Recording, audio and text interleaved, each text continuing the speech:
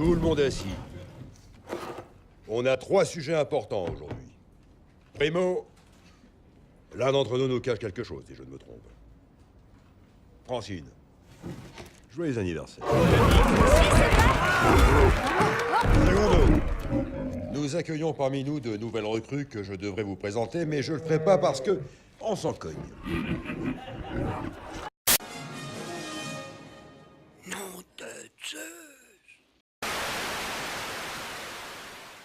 Bonjour à toutes et à tous et bienvenue dans ce nouveau numéro de Qu'est-ce qu'on regarde ce soir? Et ce soir, nous allons regarder Zootopie, le dernier film de Walt Disney.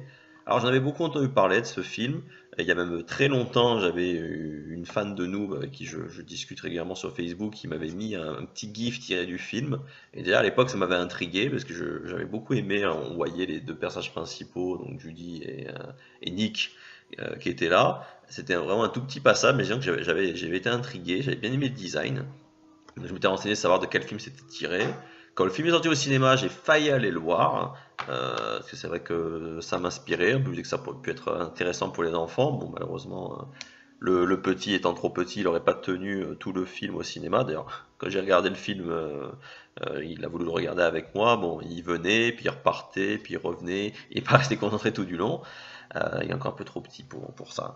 Donc voilà, donc pour vous présenter un peu le pitch, donc Zootopie, ça suit le personnage de Judy qui est donc un lapin, comme on peut le voir. En fait, depuis toujours, elle a rêvé d'être policier. Alors forcément, tout le monde se moquait d'elle. Un lapin policier, c'est pas possible, parce que ça se passe dans un monde en fait où les animaux évolués, ils marchent sur 2 pattes comme des êtres humains, ils vivent dans des villes. Mais malgré tout, il y a quand même toujours la distinction entre les prédateurs et les proies. Donc même si tout le monde vit en harmonie, qu'effectivement il n'y a plus ce problème de chasseurs et de chassés, ça reste quand même un peu dans l'historique, hein, un peu comme il y a des hommes de caverne pour nous. Et donc forcément la police c'est principalement des prédateurs entre guillemets, donc tout le monde se moque d'elle, mais elle tient bon et donc elle débarque à Zootopie après avoir fait ses classes.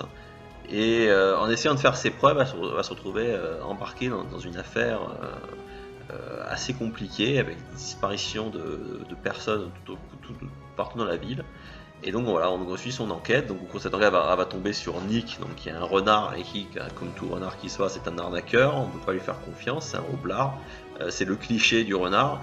Et donc c'est ça qui est vraiment trouvé très bon dans ce film, c'est ça peut un parti pris au départ pour attirer les enfants, le coup des animaux qui parlent, ça fait toujours plaisir.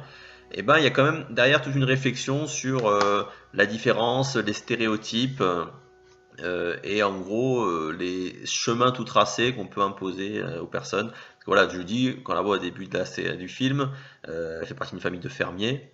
Donc, toute sa famille de lapins et cultive des carottes. Donc pour eux, ça non. De toute façon, t'es voué à faire ça. Policier, c'est pas possible, c'est pas fait pour toi. Et elle va aller au bout pour essayer de s'imposer, pour prouver que il n'y a pas de raison, qu'elle aussi, elle peut devenir policier si elle en a envie.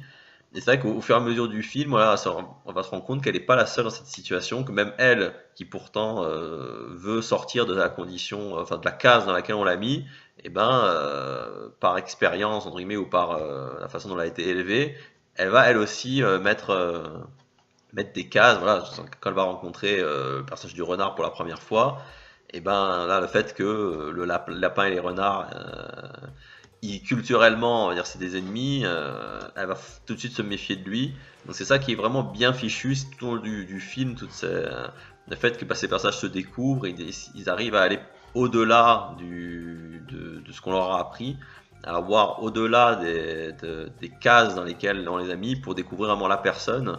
Et c'est vrai que ça reste très d'actualité, parce que c'est vrai qu'il y a des moments dans le film où on ne peut pas s'empêcher de ne pas penser à ce qui se passe à l'heure actuelle avec tous les problèmes qu'on peut avoir avec l'extrémisme islamiste. C'est vrai que voilà, on se dit ah mon Dieu, les musulmans ils sont dangereux, les jeunes qui s'habillent en cuir, qui ont un peu des styles de punk, c'est des adorateurs de Satan, faut s'en méfier.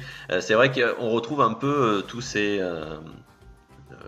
a priori, tous ces préjugés qu'on peut avoir, et c'est vraiment traité très, très finement dans le film, et j'ai beaucoup apprécié. Les personnages sont vraiment tous très attachants, ils ont tous leur petit truc qui fait qu'on prend plaisir à les suivre pendant l'heure 40 que fait le film. En plus, l'histoire en elle-même, elle est assez sympathique, parce que voilà, c'est que cette enquête qui au départ, elle enquête sur la disparition d'un père de famille sans histoire, et en rentrant là-dedans, elle va mettre à jour une sorte de réseau. Je vais pas rentrer trop dans le détail pour pas vous spoiler, mais donc voilà, c'est un truc très drôle, et c'est rigolo, c'est qu'au fur et à mesure de son enquête, elle tombe à la rencontre de trucs, ça fait sourire, parce que c'est des transpositions dans le monde de Zootopie de ce qu'on connaît, hein. Par exemple, là, on le voit là sur la jaquette en tout petit là. Le parrain de la mafia, c'est une parodie de Marlon Brando dans Le Parrain, qui est assez savoureuse et assez rigolote. Et franchement, voilà, moi je me suis éclaté pendant tout le film. Je l'attendais beaucoup, c'est vrai que des fois quand on attend beaucoup les films, quand finalement on les voit on peut être déçu, bah non, là pour le coup, j'attendais beaucoup, j'ai pas été déçu. Et aussi ce qui est bien, c'est que le fait que ce soit tous des animaux, qu'ils ont tous leurs espèces et qu'ils font bien comprendre que c'est chaque espèce, ce qui est bien, c'est que ça évite de tomber dans le travers qu'on peut avoir dans les films traditionnels, de dire ah bah les héros ils vont avoir une histoire d'amour.